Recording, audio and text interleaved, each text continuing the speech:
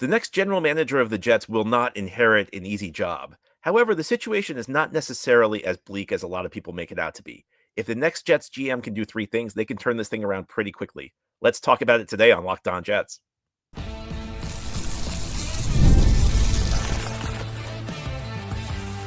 You are Locked On Jets, your daily New York Jets podcast. Part of the Locked On Podcast Network, your team every day. Welcome. This is the Locked On Jets podcast, part of the Locked On Podcast Network, your team every day. It's Tuesday, December 3rd, 2024, and I'm your host, John B. from GanggreenNation.com. Thank you so much for making the show your first listen or first watch every day. Big shout out to you everydayers. This is a daily podcast covering the New York Jets with new episodes each day through the week, Monday through Friday. And today's episode is brought to you by FanDuel. You could start the season with a big return on FanDuel because new customers can place a $5 bet. You'll get started with $150 in bonus bets if you win your first $5 bet. Visit FanDuel.com to get started.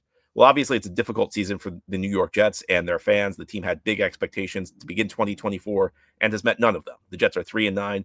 The head coach and general manager have both been fired. The team is now searching for a new GM and head coach. And today we're going to talk about three things the next Jets general manager needs to do to turn this thing around.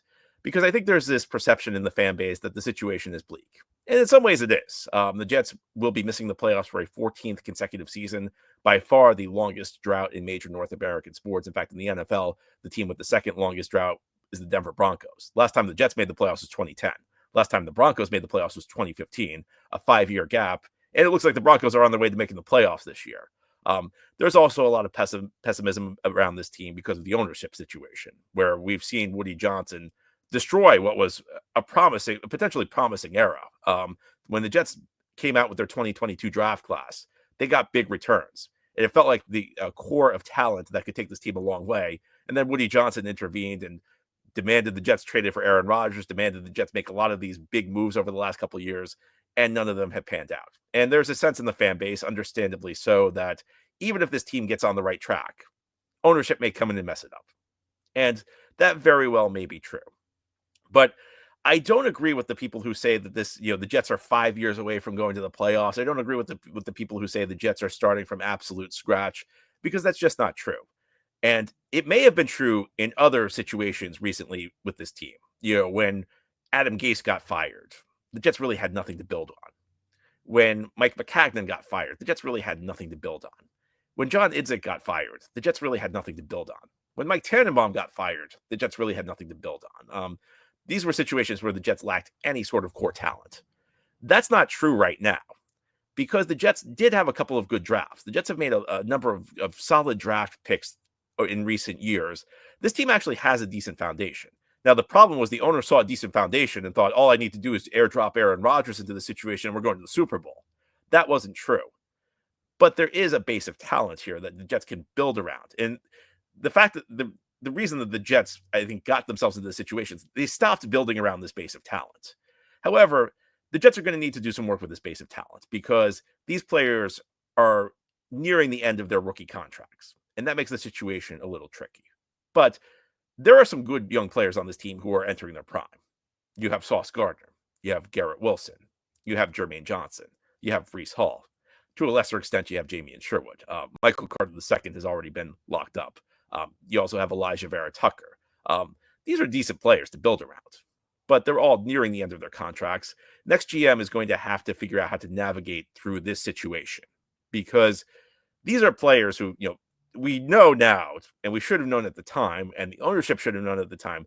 These players alone don't make you a Super Bowl team, but these players are a nice start building a good team up. Again, though, all of these players are nearing the end of their rookie contract. So what do you do with these guys? I think you try and re-sign as many of them as you can, because I think one thing that's been proven in the NFL is homegrown talent is the best investment you can make. You want guys who understand your culture. You want guys who understand your team.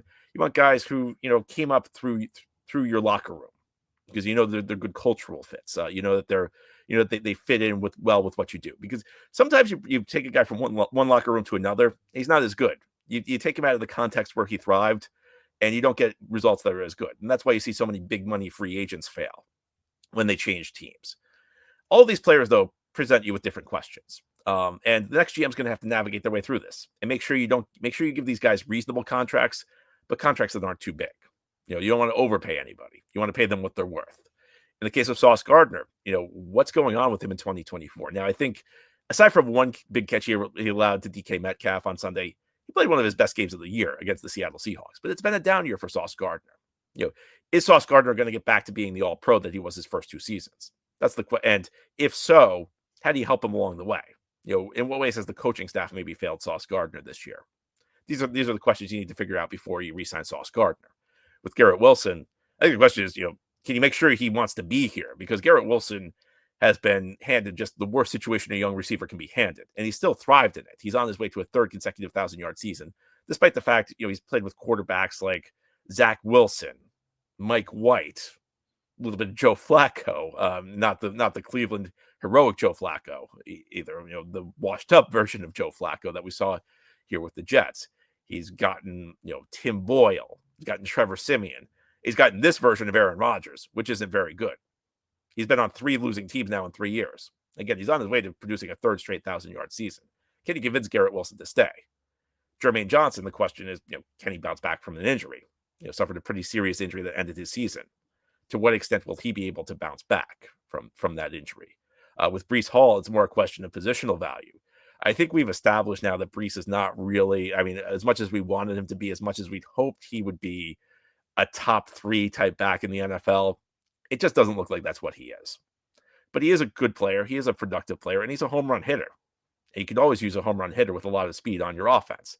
So can you work out a reasonable deal with him? I think the idea that the Jets should give Breece a top of the market contract has gone out the window, because I think 3 years in, we now see that Breece is not really, a guy who's going to be a go-to guy on offense, on the offense of a Super Bowl team, the way we thought maybe he would have 2 years ago. After his rookie season, I thought maybe he could be the central piece on offense for a team that goes to the Super Bowl. Now I'm not so sure, but he's a productive player. If you can lock him up at a reasonable contract, I think it certainly makes sense.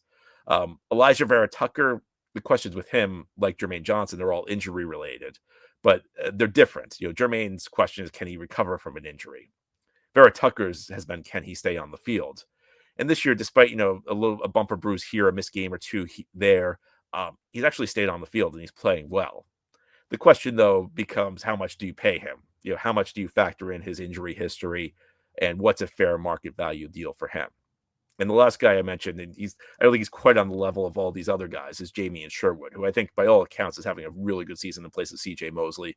This might be the trickiest, because Mosley's contract probably dictates that he's got to be here next year. And in most defenses in the NFL these days, you only have really 2 spots starters for off-ball linebackers. And you still have Mosley under contract, and you still have Quincy Williams. So how do you convince Sherwood to stay? And is this a situation where maybe you just move on from Mosley, understanding that you're heading for a reset year anyway, understanding that Mosley's on the downside of his career, understanding that Mosley, is showing signs that his body might be breaking down? It's a player for CJ Mosley.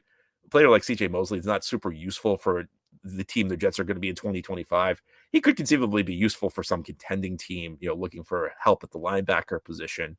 But that's something you're going to have to look at if you want to keep Sherwood. And I think the Jets should be trying to keep Sherwood, because they spent 3 years developing into him, and they're finally, getting the results of that. They're finally reaping the rewards of that. Do you want another team to go to reap further rewards? So I agree with people when they say the situation feels bleak because of ownership, because you can't trust ownership, because even if you get on the right path, ownership may mess it up. But I don't agree with the idea that the Jets are 5 years away from being a good football team. That's if they do think the right way, if you get a good GM in here, because there's actually a pretty decent base of talent, which is very different from past Jets situations where it felt like they were heading into deep rebuilds.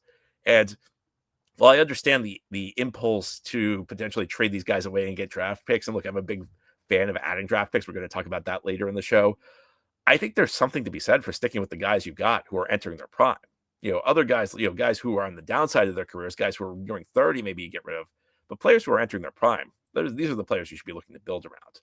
But it's not going to be easy to build around them, at least in 2025. And here on the Locked On Jets podcast, we'll talk about objective number 2 of any new general manager, and that's getting the salary cap situation in order, because it's not a good spot. I don't think anybody can say Joe Douglas did a very good job running the salary cap while he was here. We'll talk about what that means as we continue here on this Tuesday edition of Locked On Jets.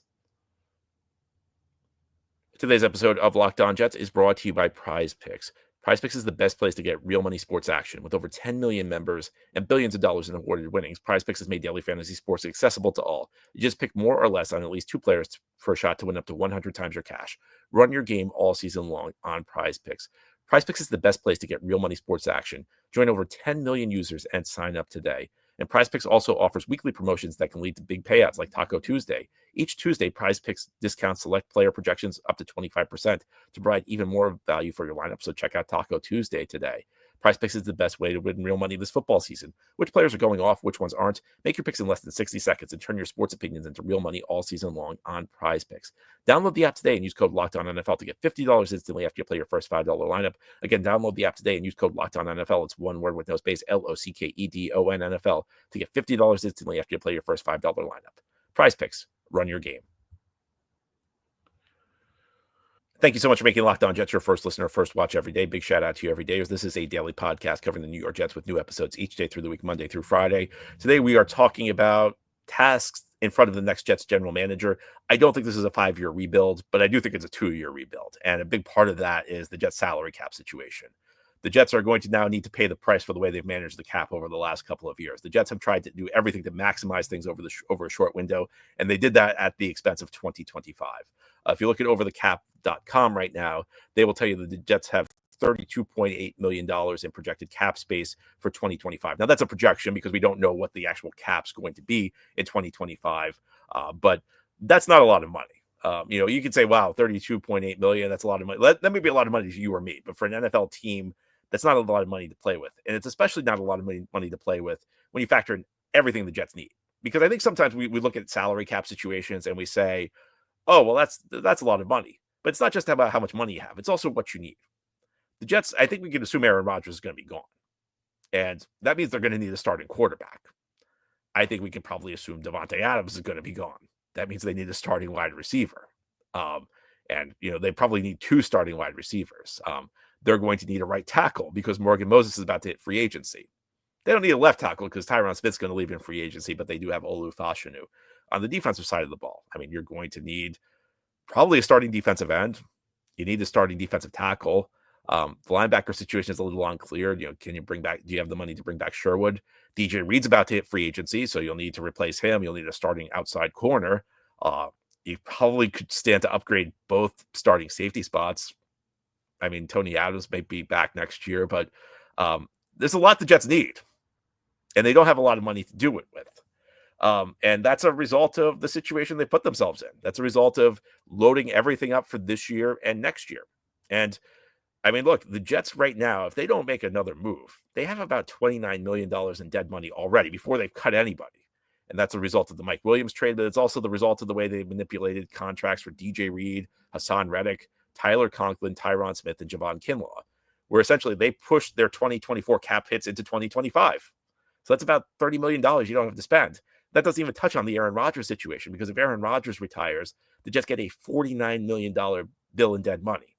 Now, Rodgers is already set to count $23 million against the cap, so you can subtract the $49 million for the $23 million, but you're adding an extra $26 million or so onto your cap if Rodgers retires. So that if you had $26 million to $29 million, that's about $55 million in dead money. And there really aren't many ways for the Jets to create new cap space. Now, the obvious one would be to cut Davante Adams. If you cut Davante Adams, that saves you about $30 million in cap space. So it kind of pays for the dead money with Rodgers. You cut Allen Lazard, that saves you about $6 million. But there aren't really many other mechanisms for the Jets to create much cap space. And all this means is that 2025 is going to have to be a reset year for this team, because your only 2 options are, A, going into the next season with pretty gaping holes, and that's just to reset your cap situation. Because if you do that, if you spend 1 year kind of paying the price, you spend 1 year with those big holes you don't fill, 2026, you're going to come out with a really clean cap. You'll be able to spend big in free agency. Or you can do what you've been doing. You can just keep kicking the can down the road. You could lower guys' 2025 cap hits, push them into 2026. But then you end up paying even more in the long run. And it's all for a team that really is going to be difficult to win in 2025 with, because you have so many holes. It's going to be difficult. It's going to be difficult to fill all the holes this team has in one off season. So I think the obvious move, the prudent move, is just spend 2025 unclogging the cap. Go into the season acknowledge you have big holes. And this is not a tank. People say everything, people like to act like a situation like that means you're tanking. To me, tanking means you're trying to lose games on purpose for draft positioning. That's not what I'm suggesting. I'm suggesting that it's kind of more of a strategic retreat where you understand that your cap situation is not great. You go into the season with big holes. You do your best. You try and coach guys up. You try and develop young players. Maybe you find a gem or two. You give playing time to young guys who maybe can step into the role, and maybe they surprise you. You do your best to win games. I'm not suggesting you lose. I'm not suggesting that you intentionally throw games for draft positioning. What I'm suggesting is you just spend 2025 as a reset year. You understand that it's really not prudent to continue down this path because this path led you to the situation where before a player has been cut, you have $30 million of dead money and you have gotten nothing out of it. It's not like this team's won. It's not like this is Tampa Bay last year absorbing a big dead money hit for Tom Brady, which brought them a Super Bowl. All this has brought you is a 13th and 14th straight season of no playoffs. So you're not really passing up on much. It really makes no sense to continue kicking the can down the road, because that's what got you into this situation, got you into a bad cap situation. So 2025 should just be a reset year. And that sets you up for 2026, because when you add to this base of talent that we talked about, there is a base of talent entering its prime. And to the extent the Jets have cap space this offseason, it should be going towards extending the players. It should be focused on internal matters. It should be focused on keeping players around who are homegrown, who are productive. That should really be the focus of the offseason. And you go to battle with those guys next year, then you see what you need next offseason, and you'll have a lot of cap space to deal with if you just take this 1 year. If you just take the hit for 1 year. And I know it's tough because I'm suggesting a 15th will probably be a 15th straight year with no playoffs. But quite frankly, that's probably what you were going to get anyway, because the way the Jets have run their team right now has not produced any results, and there's a reason for that. So I think that it's not hard. It just requires discipline. It requires you to understand that, we're going to have to sit out free agency for a year. We'll focus on locking up our internal players who are good, and we'll go into the season. And we may not have a great defensive tackle situation. We may not have a great situation at cornerback number 2. We may not have a great situation at wide receiver. It very likely we're not going to have a great situation at quarterback, because there just really are not many solutions out there right now for the New York Jets at that position. And if you do that, if you show that discipline, big things can actually happen in 2 years. It's not going to require 5 years. You already have the foundation. Now you just have to build on that foundation, but you're going to have to wait to do it. And that's because, you decided to go all in 2023 and 2024 with this ill-fated Aaron Rodgers experience. We're going to pay the price for that now. We've already been paying the price because it was a bad idea. We're going to have to pay the price even further in 2025. But if you pay the price in 2025, if you don't keep kicking the can down the road, things can get better quickly. Now, here on the Locked On Jets podcast, let's talk about the third thing that the next Jets general manager needs to do. It was something Joe Douglas did very well early in his tenure, but he stopped doing it, and it's had negative consequences for the team. Jets need to get back on track. The Jets need to start valuing one specific resource much more, and we'll talk about what that is and why that is as we continue here on this Tuesday edition of Locked On Jets. Today's episode of Locked On Jets is brought to you by FanDuel. Get ready to tackle NFL action with FanDuel, America's #1 sportsbook, because right now new customers can bet $5 to get $150 in bonus bets if you win. The FanDuel Sportsbook app gives you everything you need to place live bets on the NFL all in one place. So when you get a hunch in the middle of a game, you can check out the latest stats, view live play-by-play, and so much more on the same page where you place your bets. Just visit FanDuel.com to join today. You get started with $150 in bonus bets if you win your first $5 bet. Jets heading to Miami this weekend for a game against the Dolphins. Who do you think is favored in that game? Obviously, the Miami Dolphins. How much are they favored by? 6.5 points. So the Dolphins a robust favorite on the road with the Jets on the road at Miami. Again, no shock there. FanDuel's the place to get in on the action. You get started with $150 in bonus bets if you win your first $5 bet at FanDuel.com. That's FanDuel.com. Never waste a hunch and make every moment more with FanDuel, an official sportsbook partner of the National Football League. This is the Locked On Jets podcast here on this Tuesday. We're talking about the job in front of whoever gets hired as the next Jets general manager. I think there are 3 tasks the new GM will need to do to get this team back on track. We've talked about locking up the young talent on this team that's entering its prime.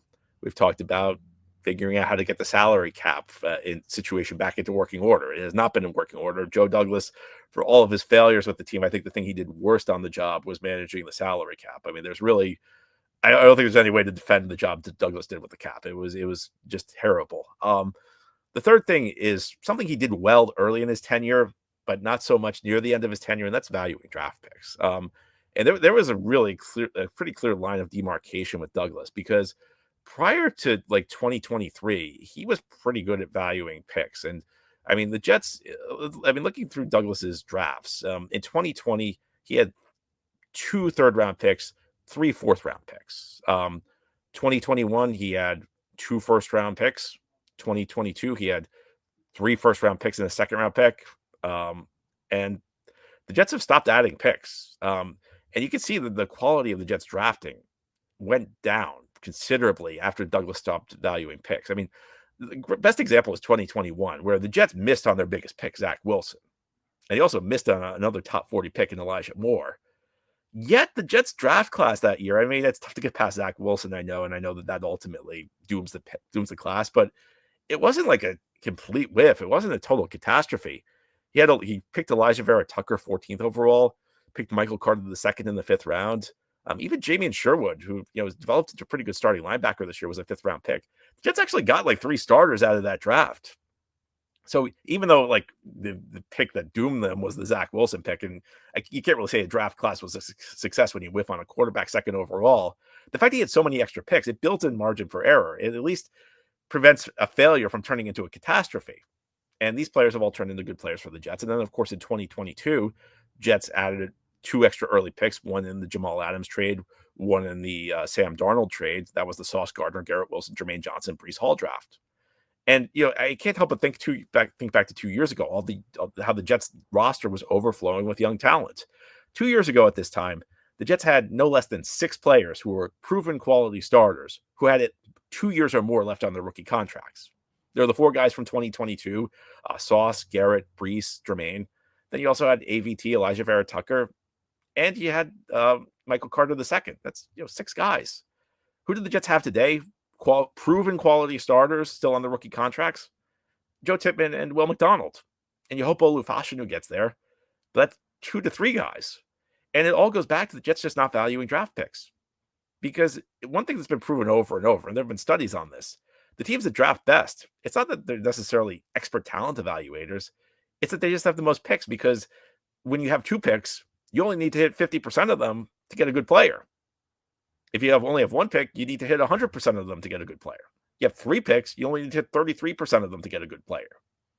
It just builds in margin for error in a process that's inherently risky, a process that's inherently imprecise. You're trying to project 10 years, the next 8 to 10 years out of guys based on what they did in college. And guys who enter the NFL from college, guys are very different from the NFL than they are in college. And there are certain things you can't predict. I mean, how can you predict injuries? How can you predict some, crazy life occurrences? Sometimes those things derail careers. It's good to build in margin for error. And, again, if you look at what Douglas did, and now he didn't have a very good draft in 2020, but he added a lot of extra picks. The Jets really didn't get much from that class. But in 2021, again, he missed drafting 2nd overall, but the Jets had so many picks that year. They had 2 in the 1st round, they had a 2nd round pick, they had a 4th round pick, 3 in the 5th, 3 in the 6th. You end up with 3 starters. The next year, they only picked 7 times, but they had 4 picks in the top 40. Those things make a difference. And unfortunately, Douglas's process got really bad later in his Jets career. Because, what happened? In 2023, the Jets lacked a 3rd round pick. They had no extra picks in the early rounds. They lacked a 3rd round pick. 2024, they lacked a 2nd round pick. Again, no extra picks in the early rounds. They lacked a 2nd round pick. Douglas was undisciplined. He traded too many picks for players. And this will continue to hurt the Jets going forward. They traded a 3rd round pick this year for Devontae Adams, which was a crazy move even at the time. Now the Jets are down the 3rd round pick. They picked one up with a trade from Detroit last year, so they do have a 3rd round pick. They could have had 2 3rd round picks though this year. 2026, they don't have a 3rd round pick because they traded it away for Hassan Reddick. But also within drafts, Douglas has been very undisciplined. Douglas has become very undisciplined. He's frequently traded up. And while the occasional trade up for a specific player is not necessarily a bad move, if you're doing it over and over, odds are you're going to miss a lot. And Douglas has gotten himself into the habit of trading up. And I think like the ultimate story I can tell you about Douglas's lack of discipline is the deal the Jets made for Malachi Corley. And this is not about, is Malachi Corley a good player or not? It's just about the overall lack of discipline, where reports came out and the Jets fed these reports because at the time the Jets wanted to make it clear how much they love Malachi Corley. The Jets started trying to trade up for Malachi Corley, according to reports, as high as pick 40. Malachi Corley lasted until pick 65. So the Jets tried to trade up 25 picks ahead of where this guy was actually drafted. The Jets tried to trade up to 40. He lasted until 65. That shows you a lack of discipline. And by the way, the reason he was picked at 65 was because the Jets traded up for him. Who knows how far he would have fallen? So the Jets gave up good picks to get this guy when he very well may have just fallen to them if they stayed put. And then they'd have extra picks that, again, help your margin for error. The Jets, it's no accident that the Jets had all these good players on rookie contracts 2 years ago and now don't, because those guys have aged into second contracts. Now the last couple of years, the Jets have not drafted many players. They don't have as many good players. There's a connection. The number of picks you have is directly proportional to the number of quality players you're able to draft. And what needs to happen going forward is the next GM needs to recoup some of these picks that Douglas traded away. And that means probably trading down in the draft. It might mean if there are veterans with trade value who aren't part of your future, maybe you deal them for picks. But the tide needs to turn on this. The Jets have traded away too many picks. In the early days of the Douglas era, the Jets were adding picks. And that's why they were able to add so many quality young players between 2021 and 2022. The Jets have now had a number of draft classes short on picks, and they are scheduled to have another draft class short on picks next year. That's just not something conducive to building a winning football team. It shows why the Jets have so many talent that are aging out of the rookie contracts, but so little talent that are currently on their rookie contract. It's something that needs to change. Anyway, that's all for today's episode. This has been the Locked On Jets podcast, part of the Locked On Podcast Network. Your team every day is our motto. As always, if you enjoy the show, hit the subscribe button where you're watching or listening so that you'll never miss an episode. If you enjoy the show and are listening on a podcast source, please give it a 5-star review. And if you're watching on YouTube and enjoy the show, give this episode a big thumbs up. It helps us out, helps other Jets fans find the podcast. Enjoy your Tuesday, everybody. We'll be back tomorrow to talk more Jets. Send in your mailbag questions. We'll plan our weekly mailbag unless the Jets have another wild Tuesday, as they are known to do.